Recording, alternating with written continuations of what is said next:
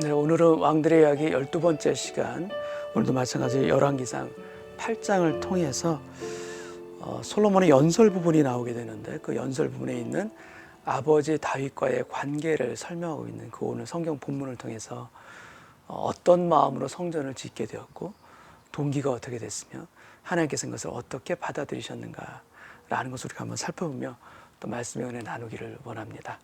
함께 기도하겠습니다. 하나님 아버지, 우리 인생 자체가 성전인 것을 고백하며 우리도 살아가기를 원합니다. 우리의 시간과 우리의 물질과 우리의 살아가는 모든 삶의 순간순간마다 내가 성전인 것을 기억하며 살아갈 때 우리의 삶이 얼마나 아름답겠습니까?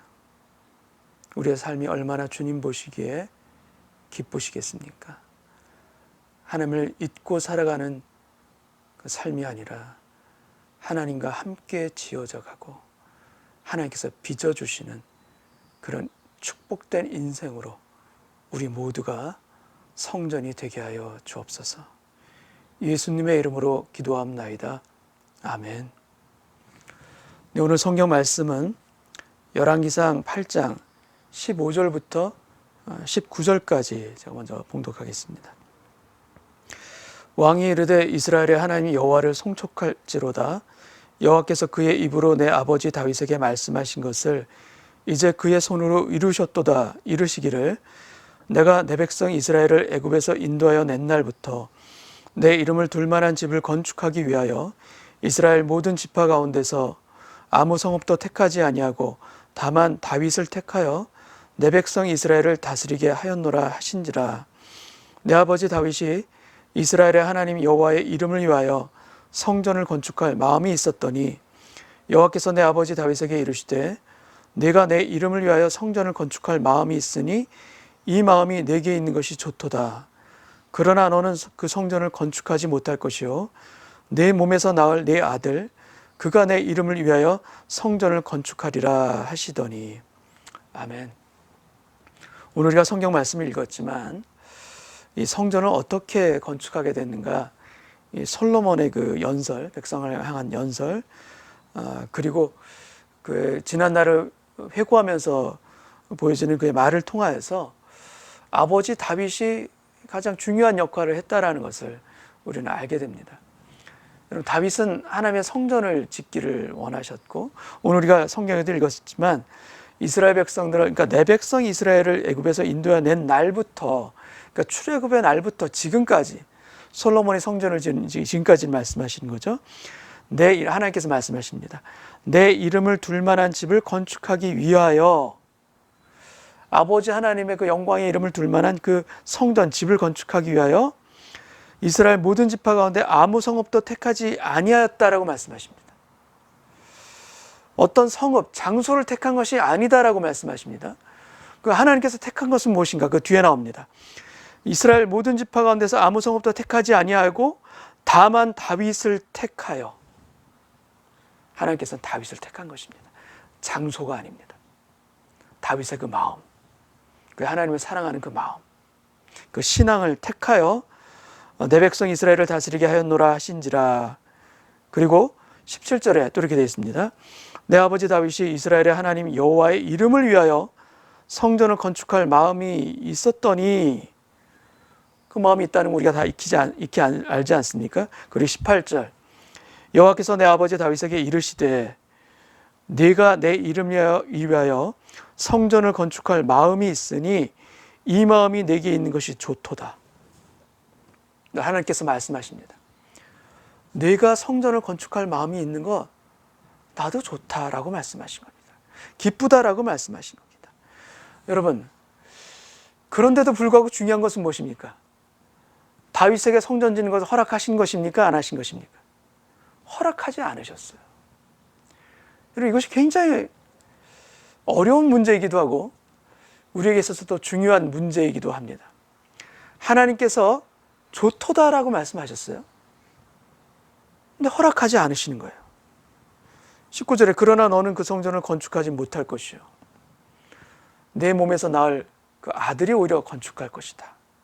아니 왜 하나님께서는 다윗의 성전을 짓고자 하는 그 마음은 기쁘게 받으셨는데 왜 허락하지 않으셨나? 여러분 이것은 다윗의 문제뿐만이 아니라 우리들에게도 동일하게 일어나는 퀘스천일 수가 있습니다. 우리가 하나님께 기도합니다.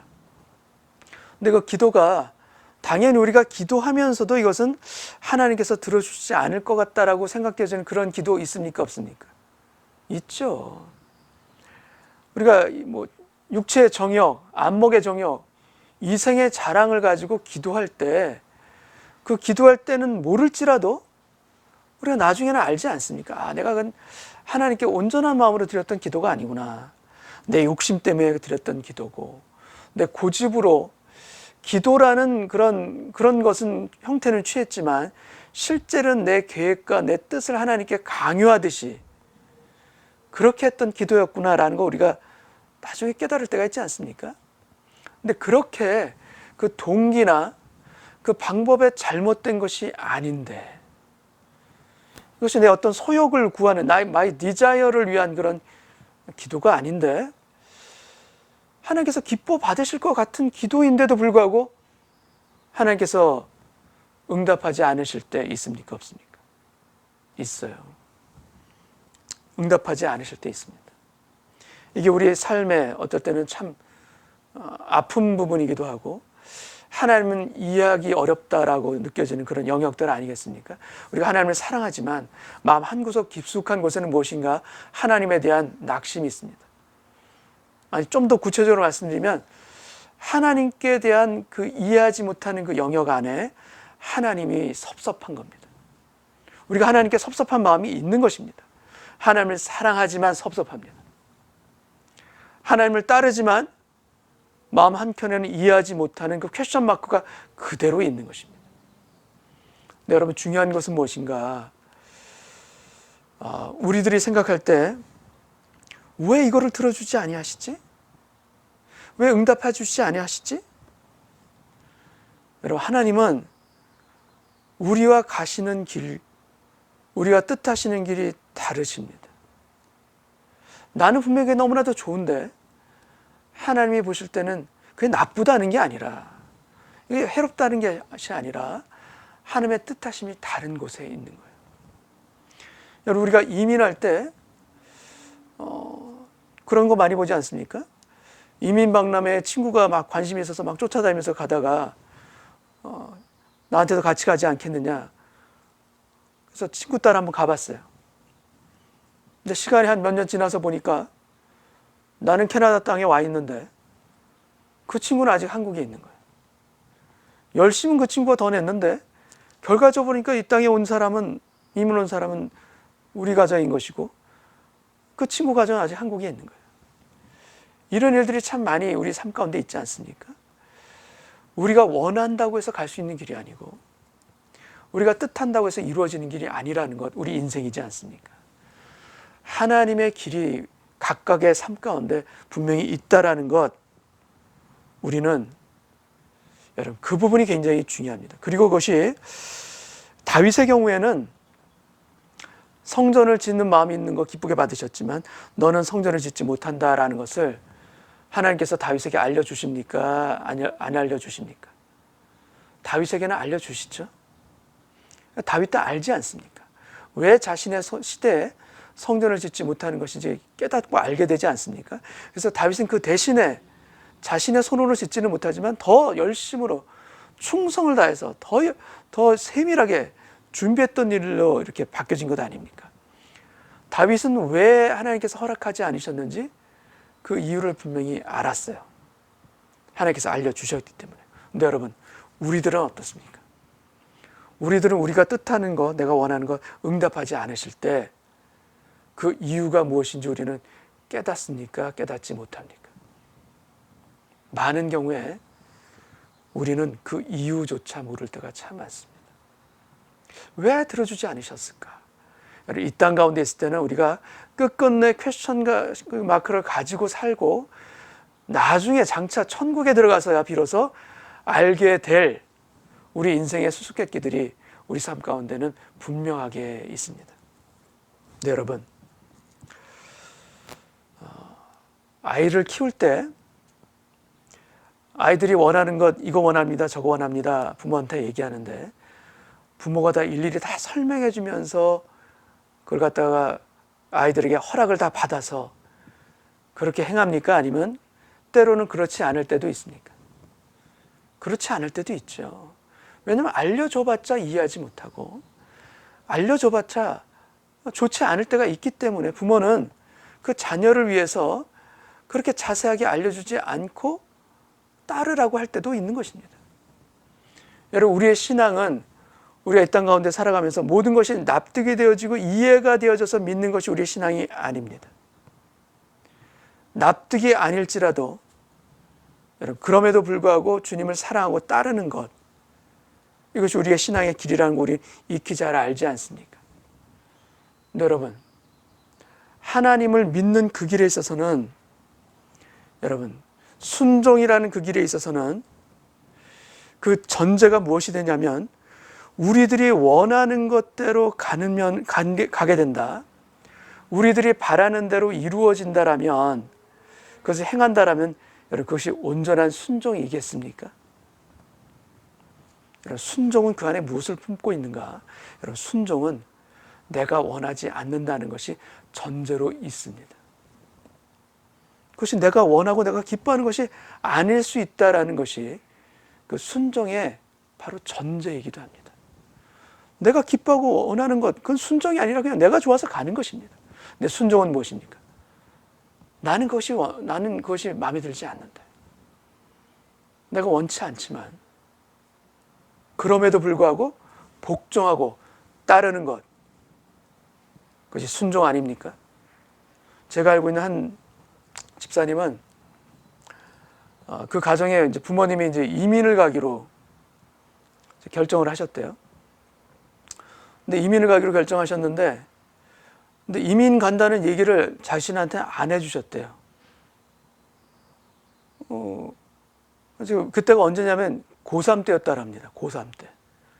고3, 한국 고3 얼마나 열심히 공부해야 됩니까? 그래서 수능, 요즘에 수능이나 옛날에 학력고사였죠. 고3 수능까지 다 끝나고 나서야 비로소 우리 이민 간다라고 얘기해 줬다라고 얘기하더라고요. 이게 이해가 되십니까? 아니, 이민 갈 것 같으면은, 아니, 미리 얘기해 줬으면 그렇게 열심히 공부하지 않고 그렇게 힘들게 막 하지 않아도 될 텐데, 그 부모님은 이민 간다는 얘기를 수능까지, 그러니까 학력고사까지 다 치는 다음에 얘기해 줬다라는 거예요. 얼마나 억울합니까? 좀 억울하죠, 솔직히. 근데 그 부모님은 왜 그러셨을까요? 물론 이것이 하나님이 그 부모님과 똑같은 수준이 아니고 하나님은 더 높으시기 때문에 우리는 더 이해할 수 없지만 그 부모님의 마음도 여러분 이해가 되지 않지 않습니까? 만약에 이민 간다 하면 그 아들이 고3을 어떻게 보냈을까요? 공부 안 합니다. 누가 공부를 하겠습니까?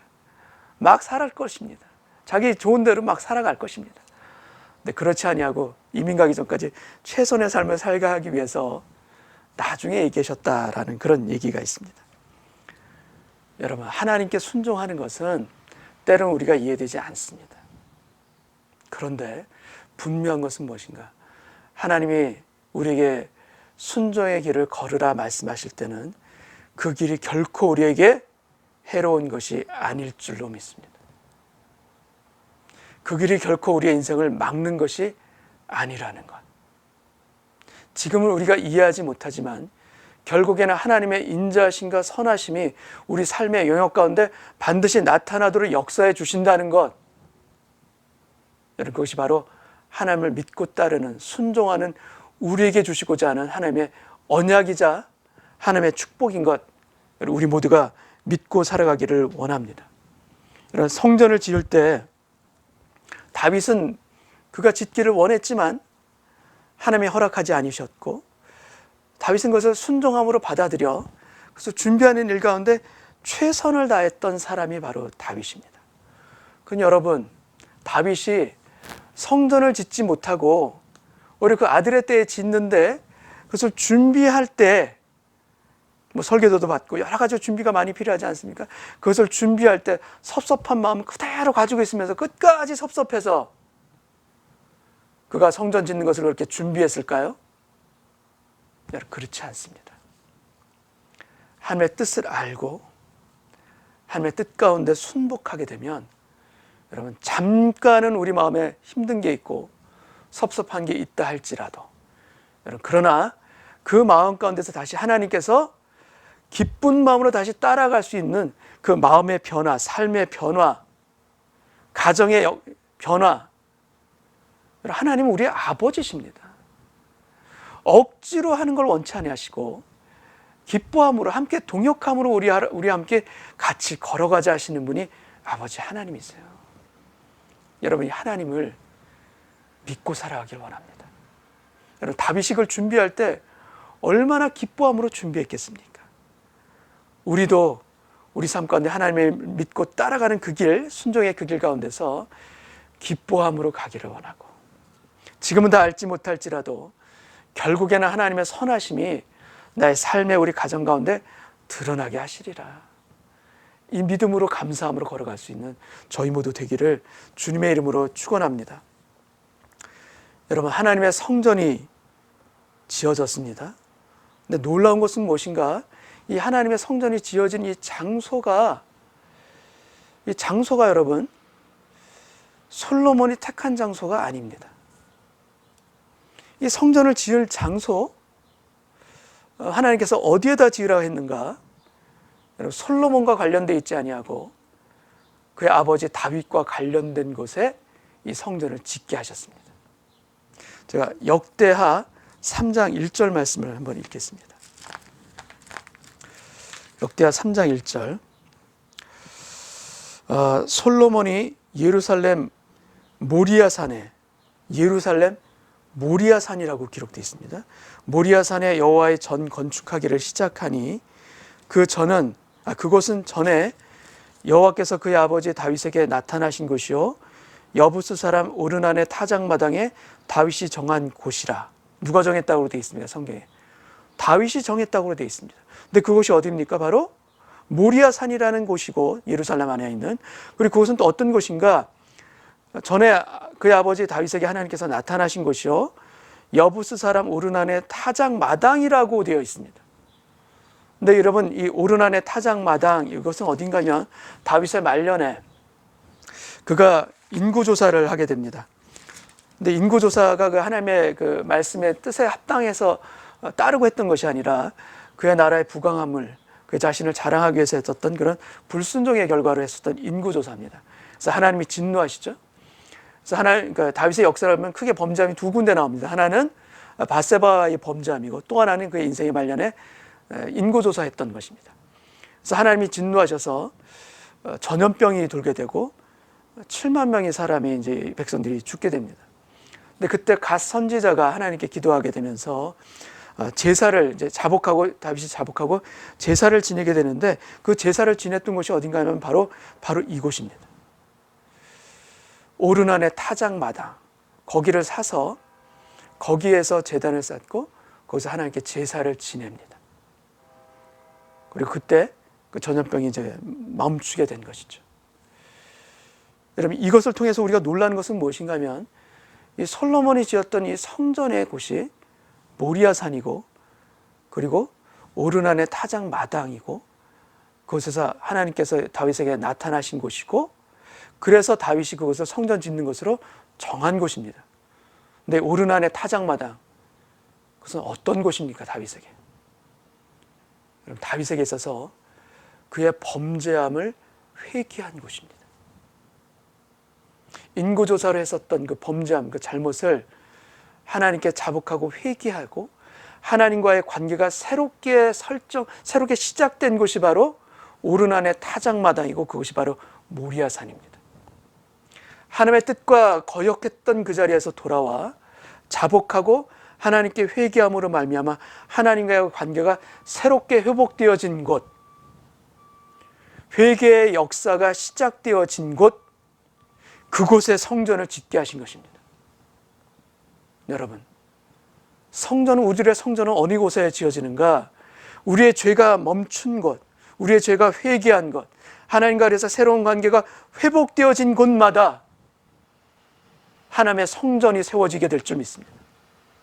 우리의 삶에 있어서도 여러분, 우리 연약함 때문에, 우리 악함 때문에 하나님께 잘못하고 범죄하는 순간들이 얼마나 많이 있습니까? 근데 그것을 자복하고 회개하는 그곳에, 그래서 하나님과의 관계가 새롭게 세워진 그곳에 여러분, 우리들에게 새롭게 출발할 수 있는 하나님의 새로운 성전의 역사가 우리에게도 임하신다. 그곳에 오히려 하나님의 놀라운 영광의 성전이 새롭게 지어진다. 여러분 믿으시기 바랍니다. 특별히 어려운 이때 우리가 무너졌던 곳들이 있습니까? 유혹에 넘어지든 우리의 죄된 습성에 의해서 무너지든 여러 가지 우리의 삶에 있어서 하나님의 말씀의 기준에서 넘어지고 무너진 그곳들이 있다라면 여러분 오히려 그곳이 하나님께 자복하고 회개함으로 말미암아 새로운 관계가 시작되어질 수 있는 놀라운 축복의 장소가 되어지고 놀랍게 새롭게 세워지는 성전의 역사가 그것으로부터 다시 수축되어지고 이루어진다라는 하나님의 은혜가 오히려 그곳에 넘치도록 우리에게 역사하신다는 은혜 가운데 우리가 새롭게 세워지길 원합니다. 여러분 모리아산 많이 들어본 것 아닙니까? 바로 아브라함이 그의 아들 이삭을 하나님께 번제물로 바치기 위해서 3일 동안 걸어갔던 곳이 바로 모리아산 아닙니까? 여러분 아브라함이 올라갔던 이삭과 함께 올라갔던 그 모리아산과 여기 성전을 짓게 되는 예루살렘의 모리아산은 다른 곳이다, 같은 곳이다. 여러 가지 신학자들마다 의견이 다 분분합니다. 정확하게 우리는 알 수는 없습니다. 같은 곳이다라고 해석하는 학자들도 굉장히 많이 있습니다. 그러나 정확하게 알 수는 없지만 분명한 것은 하나가 있습니다. 무엇인가 하면 두 곳 다 장소는 설령 다를지라도 그 이름은 무엇입니까? 그 이름은 똑같이 모리아산입니다. 아브라함은 하나님의 말씀에 순종하여 정말 그에게 있는 독생자였던 이삭을 하나님께 제물로 바쳤던 곳, 눈물을 뿌려가면서까지도 하나님의 말씀을 순종했던 것이 바로 그 모리아산이고, 다윗에게 있어서는 그가 범죄했던 것을 하나님께 눈물로 기도하고 회개함으로 말미암아 하나님께서 다시 새로운 언약으로 세워준 회복의 장소가 바로 모리아산입니다. 여러분 순종과 회개, 모리아산을 통하여서 하나님의 성전이, 하나님의 새로운 역사가 일어난 것을 보게 됩니다. 우리들의 삶에 있어서도 우리들의 모리아산, 하나님께 순종으로 끝까지 가야 될 그 모리아산이 있길 원하고, 아니 또한 하나님의 말씀에 다시 돌아와 우리가 하나님 앞에 자복하고 회개함으로 말미암아 새롭게 주님과 새로운 관계가 이루어지는 모리아산, 바로 이 순종과 회개의 모리아산에 하나님께서 우리의 성전을 아름답게 세워주시는 놀라운 축복의 인생을 우리가 누릴 수 있는 하나님의 아들과 딸이 되시기를 주님의 이름으로 축원합니다. 여러분의 삶 자체가 하나님께서 친히 세우시길 원하시는 아름다운 성전으로 이루어지고 세워지기를 주님의 이름으로 축원합니다. 기도하겠습니다. 아버지 하나님, 우리의 마음은 있어도, 우리의 소원은 있어도 때로는 하나님께서 응답해 주시지 않을 때가 있을 때, 여러분 오히려 그때 우리에게 가장 필요한 것이 바로 순종이라는 것을 우리가 다시 한번 깨닫기를 원합니다. 내가 기뻐하고 내가 소원하는 것을 따라가는 것은 누구든지 할 수 있지만 내 생각과 다르고 내 소원과 다른 것임에도 불구하고, 그러나 하나님께서 말씀하시고 하나님께서 주시는 그 마음이 있고 신앙의 원칙이 그곳 가운데 세워져 있다면 주님 제가 따르겠습니다. 여러분 우리의 순종이 내 소원이 아니라 주님의 소원과 아버지 하나님의 뜻 가운데 있기를 원하고, 우리의 발걸음이 또한 그 길로 걸어가기를 원합니다.